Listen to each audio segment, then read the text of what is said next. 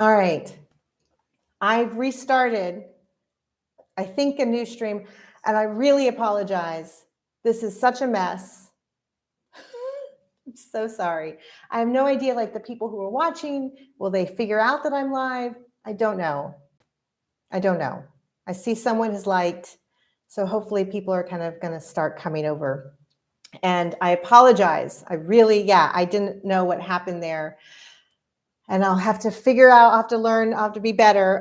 But, you know, I'm of that generation where if something breaks, you just kind of unplug it, blow on it, and plug it back in, which is basically what I did. So, okay.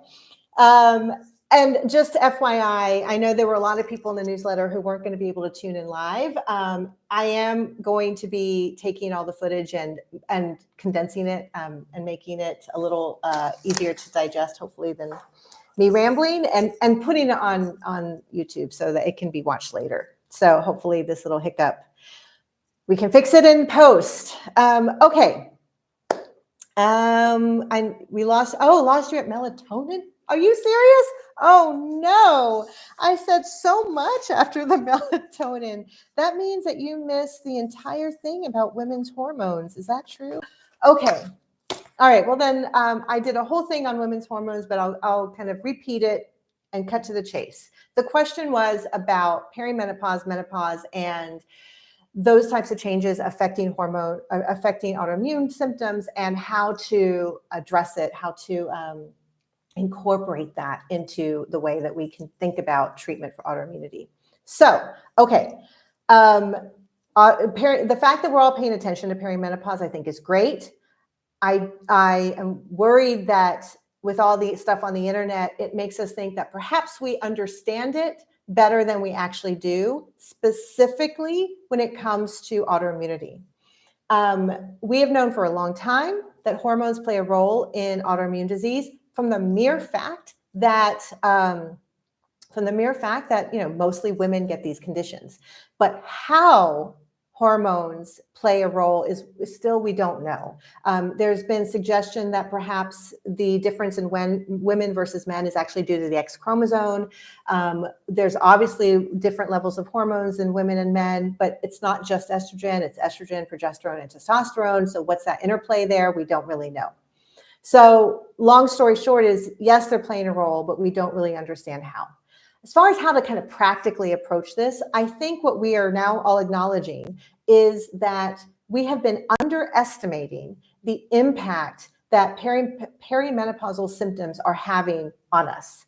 And when you have an autoimmune condition and you're seeing a rheumatologist for lupus or RA or psoriatic or whatever it is, and you start having these symptoms, it is very easy to underestimate the impact of hormones and overestimate that this is from your autoimmune condition. And although there's no data to support this, my gestalt, my gut is saying that I bet you we had a lot of people who were being overtreated for their autoimmunity because their hormone status wasn't being addressed. So if you are noticing the brain fog and joint pain and body pain and all those things that can be a part of your autoimmune condition, but maybe it's like, oh, it feels a little different, or maybe you were really well controlled, but now you're not, it doesn't really make a lot of sense, and you happen to be of that age, and you happen to be having irregular periods, then I definitely think it's worth talking probably with your primary care provider, your gynecologist, because I'm not sure rheumatologists are going to be the best people for this,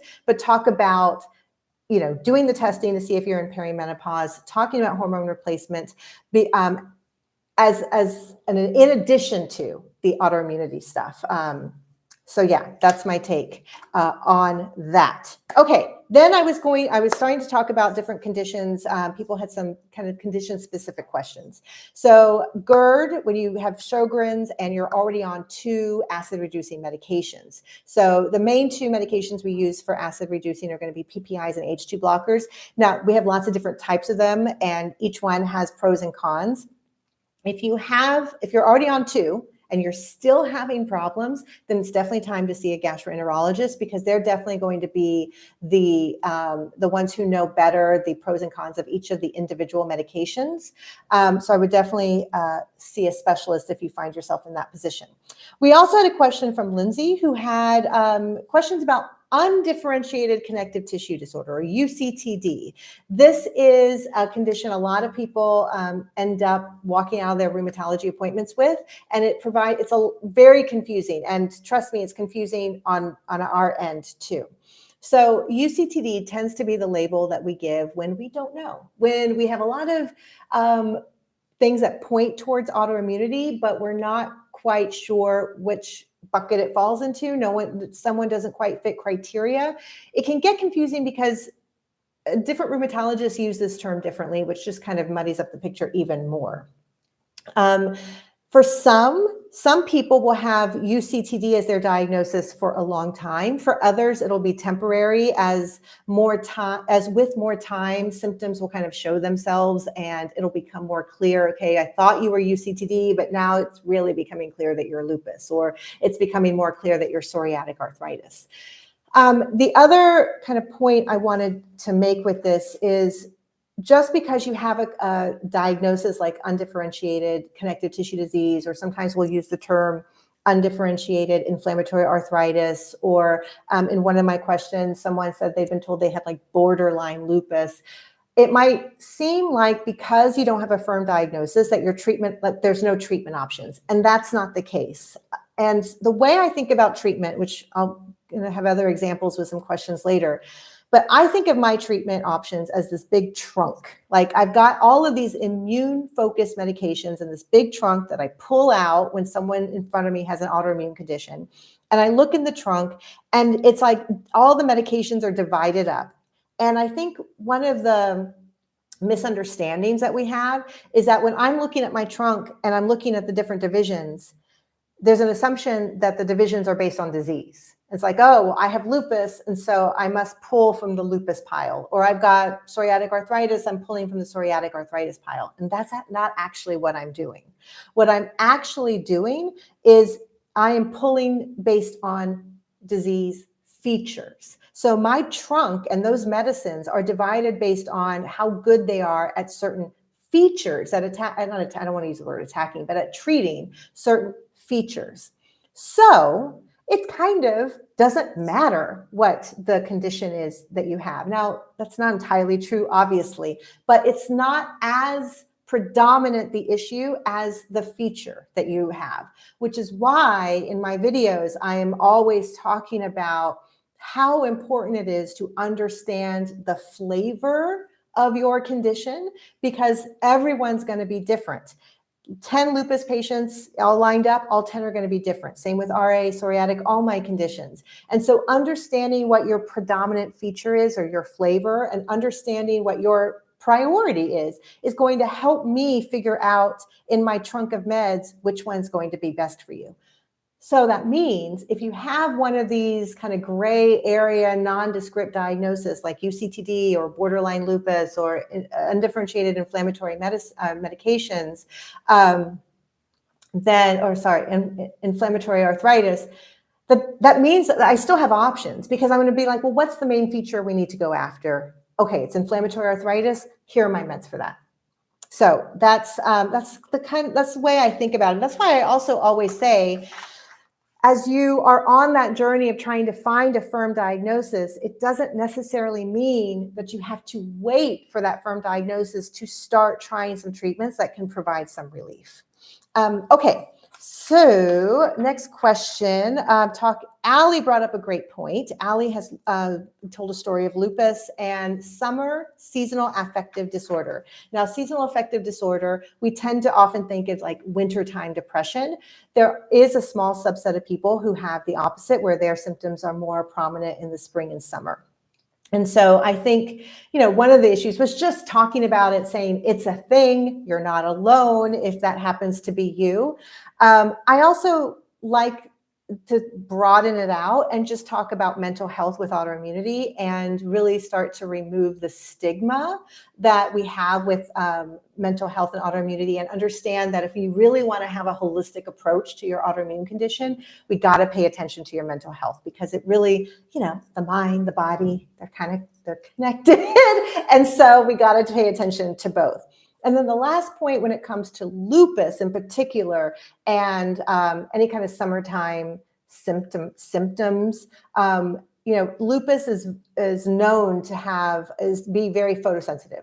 And photosensitivity is not just like I get rashes. It's I feel worn down, I get headaches, I get chill, like I feel like I have the flu coming on. That's what photosensitivity can feel like when you have lupus. And so if someone comes to me and says, I consistently have worse symptoms in the summer, and maybe it's mood, maybe it's more body, then it really makes me think, let's take a look at how we're kind of approaching your lupus, and do we need to do a better job of controlling it? Okay, Sarah brought up a good question regarding rheumatoid arthritis and COPD and whether or not there's a relationship. So my initial answer to this was like, no, and my first thing was to question the diagnosis of COPD.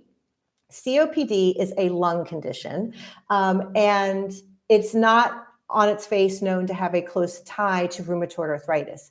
Interstitial lung disease, or ILD, does. And so my first question was, is it really COPD or is it ILD? They're two different things.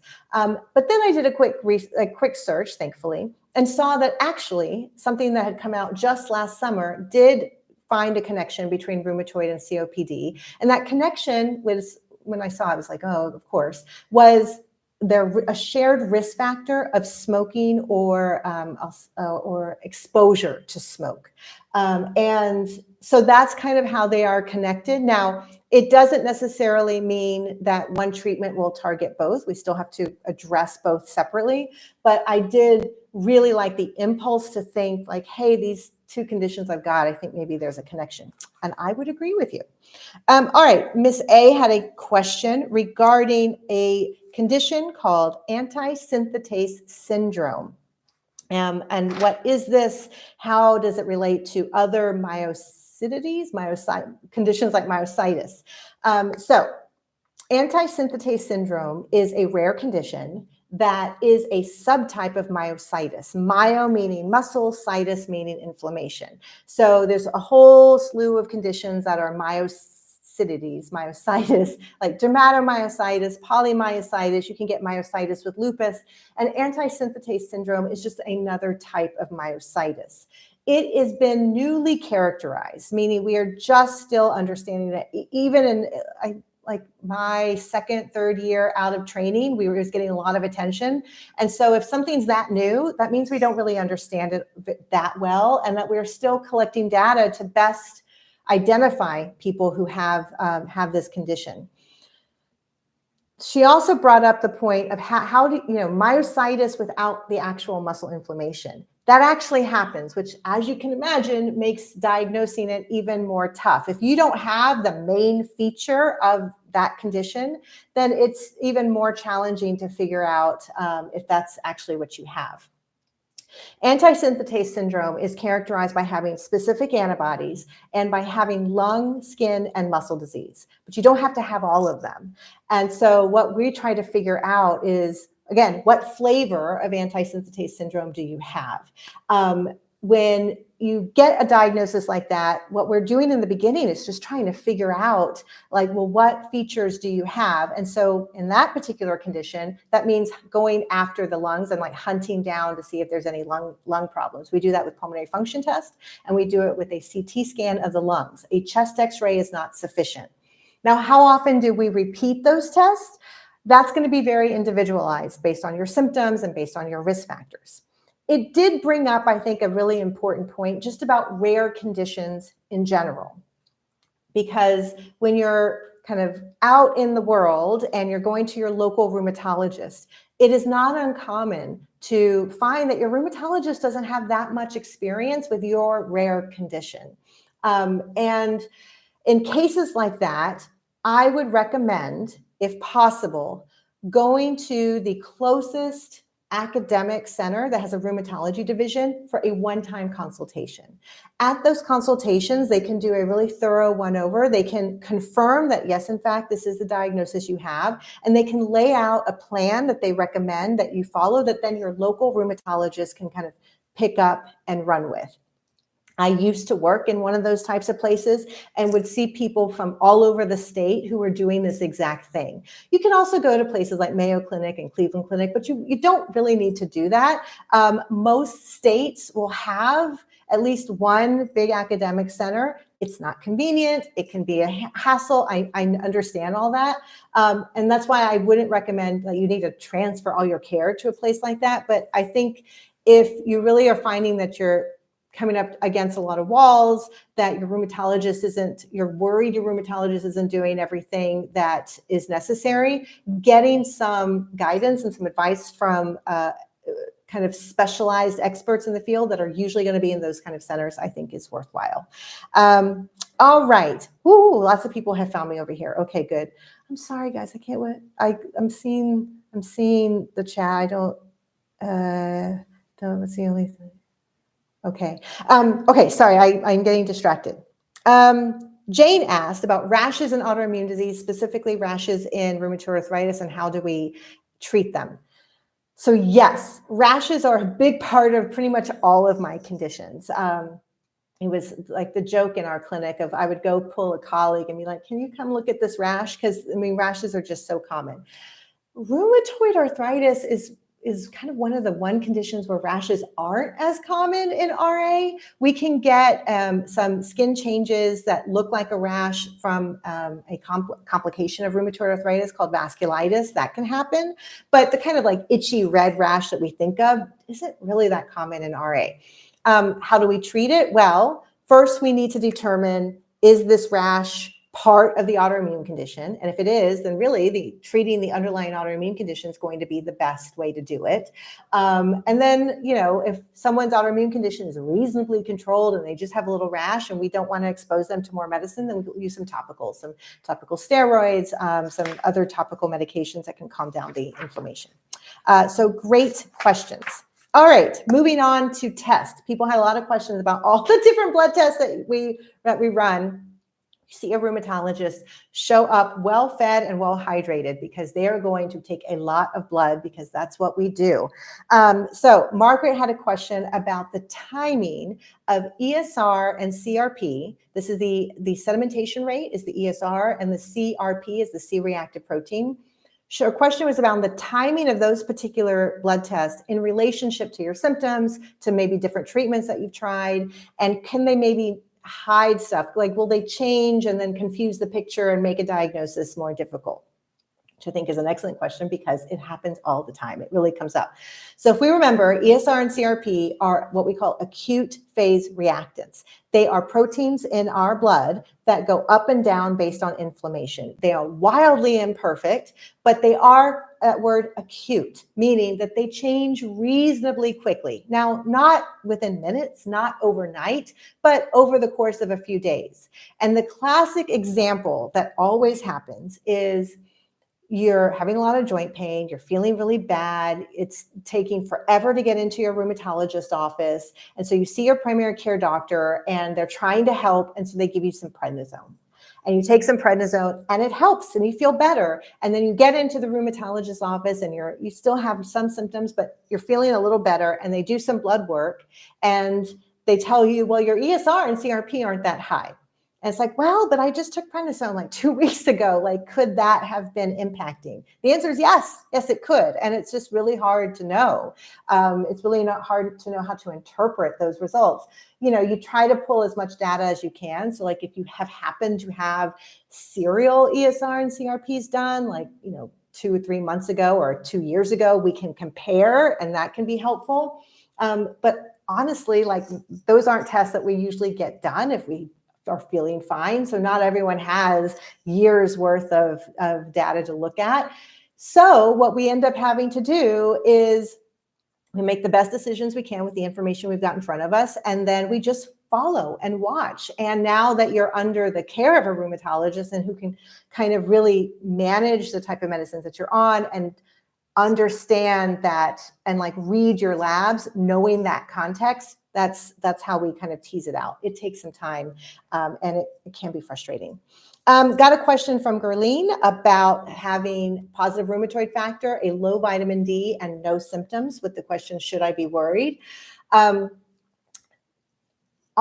all of my tests, these are just lab tests. Very rarely do they kind of indicate for certain that someone has a condition or someone should be worried. So if truly there are no symptoms, I would say, well, there are no symptoms. You don't necessarily need to keep checking it. I do always kind of question that, because usually we aren't checking these types of labs unless there are symptoms. So I would just really check in with yourself and kind of see if there were symptoms going on and chase the symptoms, not the lab.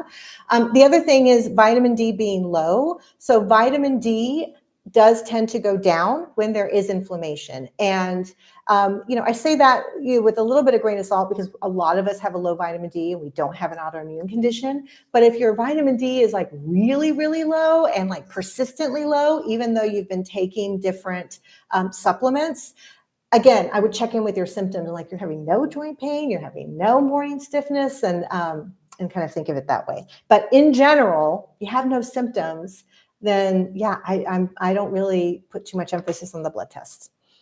Okay. And then finally, we have a question about a positive rheumatoid factor. This is from Robin, with an occasionally high CRP and symptoms of Sjogren's. So is this Sjogren's, or could this be nothing?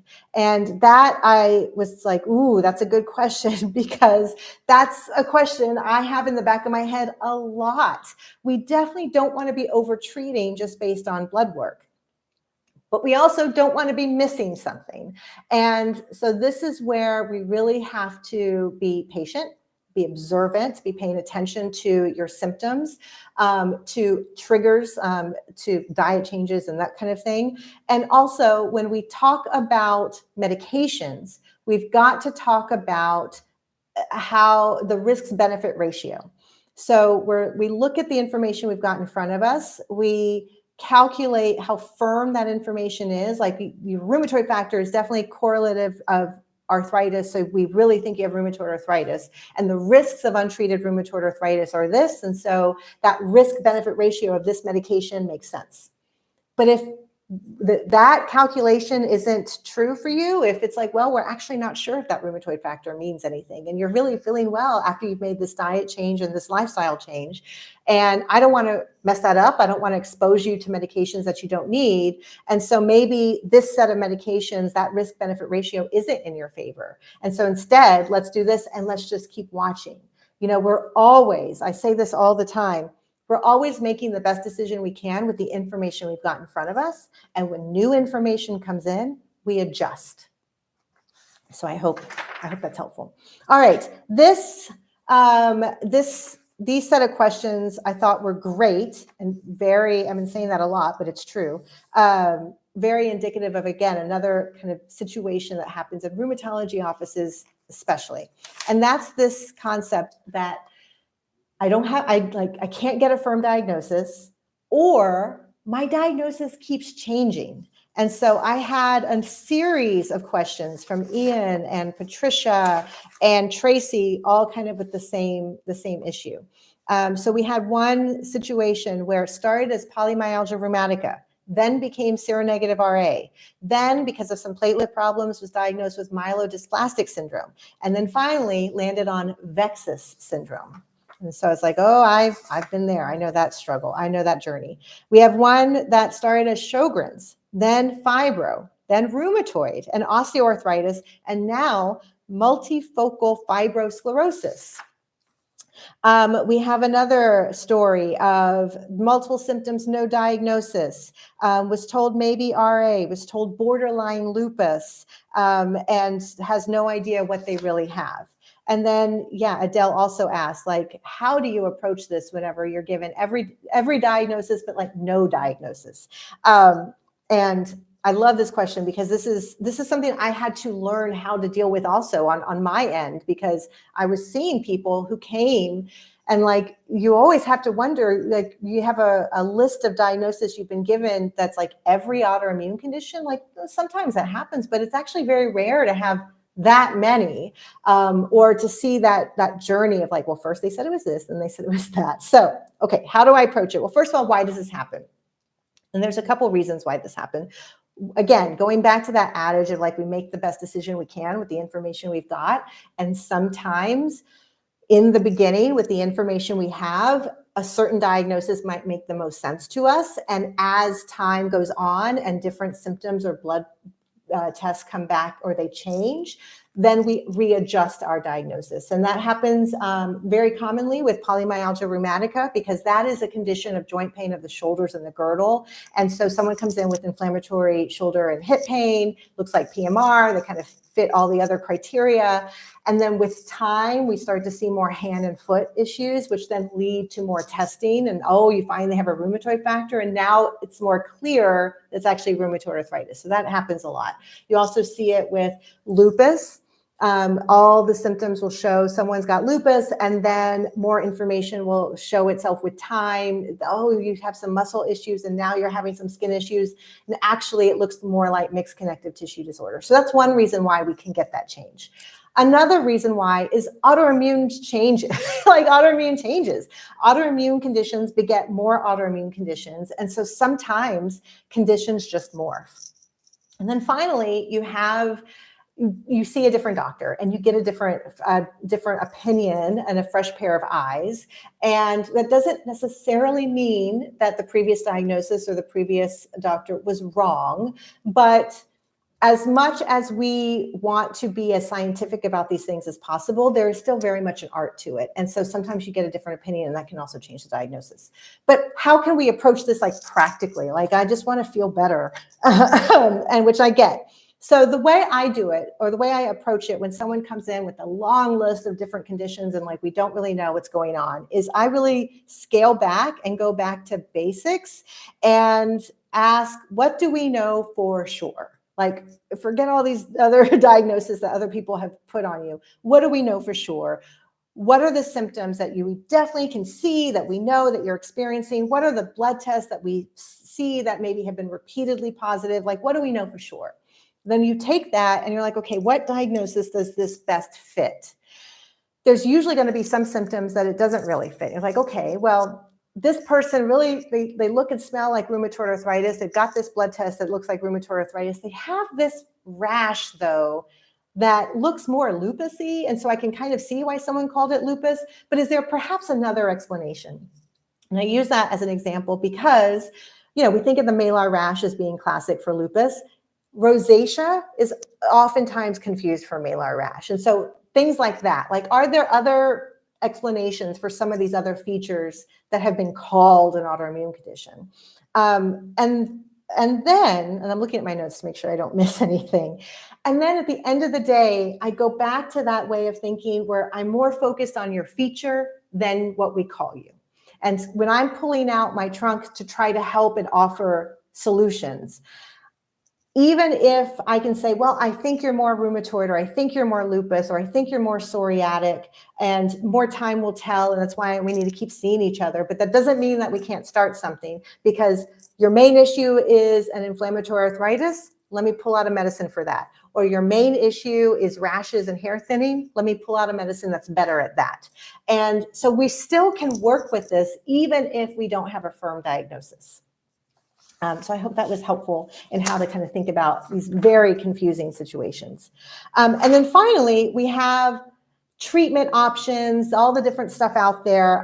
So Anne asks about another PMR question, polymyalgia rheumatica, has been on prednisone for 7 years, flares when it gets below 3 milligrams, and is absolutely besides herself because, like, really, who wants to be on prednisone that long? And I absolutely agree. That's too long. That's way too long to be on prednisone. Polymyalgia rheumatica is a condition that, for the most part, requires treatment for 1 to 2 years. There are people who will need treatment for longer than that.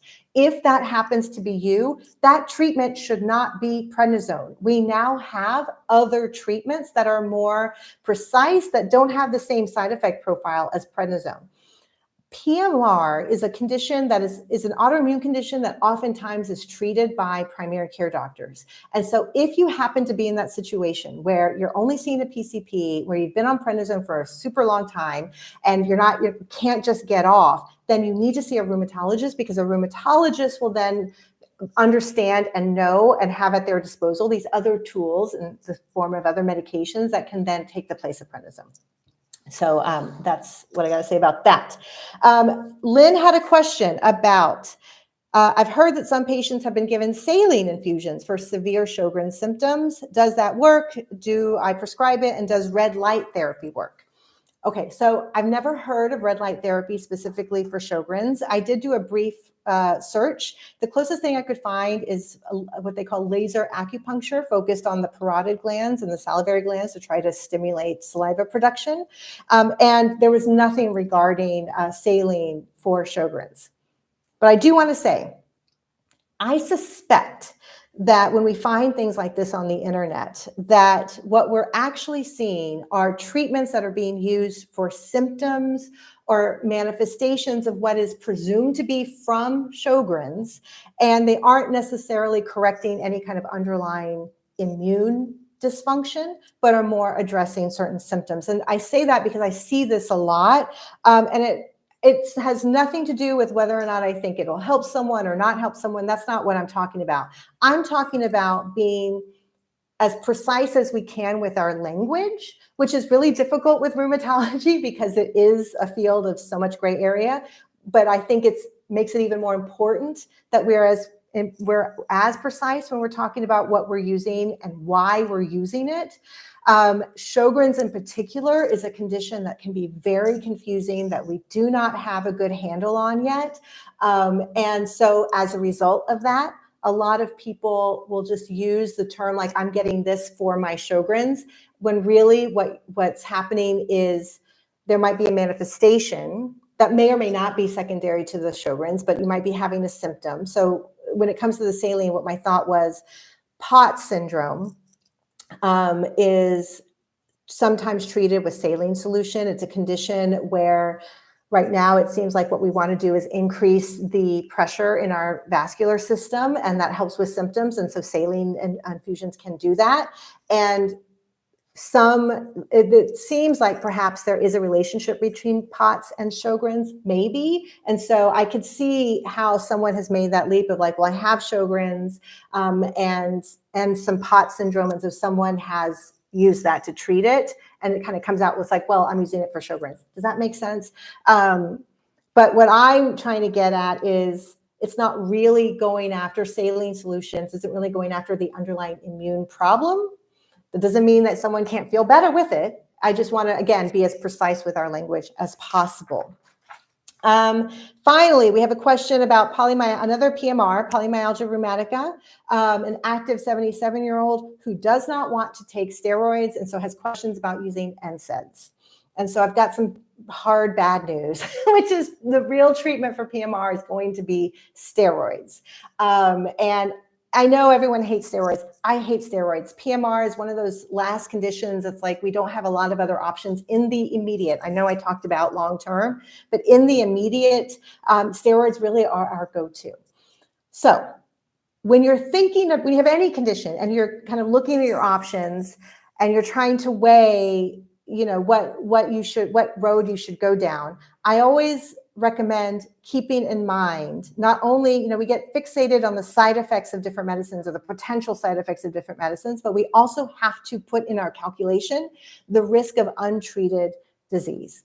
So let's just take this example. So polymyalgia rheumatica, if left untreated, can lead to not being able to walk, like being in a wheelchair, and oftentimes can then blossom into inflammatory arthritis of the big blood vessels. We call that giant cell arteritis. And so that's like not a complication we want. So we definitely want to treat it. Prednisone is very effective, but has side effects. Weight gain, osteoporosis, diabetes, high blood pressure. So, you know, it's got its risks as well. NSAIDs, even though they're over the counter, they're not without their risks, especially whenever you're looking at having to take them long term. They cause kidney problems, they can cause heart problems, they can really irritate the stomach. In this case, they don't really do anything for the underlying condition, so they're not really even treating the polymyalgia rheumatica. And so you've got to look at all of those possibilities, including the risk of untreated disease, when you're trying to make your calculation of what treatment sits well with you and what you want to do. Okay, and then I had one final question I wanted to end with, and it came from Lori, who told a story of having a significant, like feeling really bad, fever, weight loss, really high inflammatory markers. She had a swollen knee. She was just fatigued, just really going through it. And over time, without really a lot, trying to see here, without really a lot of intervention, got better. And it just kind of went away. And so the question was, can an episode like this be just a blip in life, or could something be lurking in the weeds, waiting to rear its ugly head again? Does inflammation and autoimmunity ever act like that? And yes, it does, which, keeps things exciting, but makes things confusing.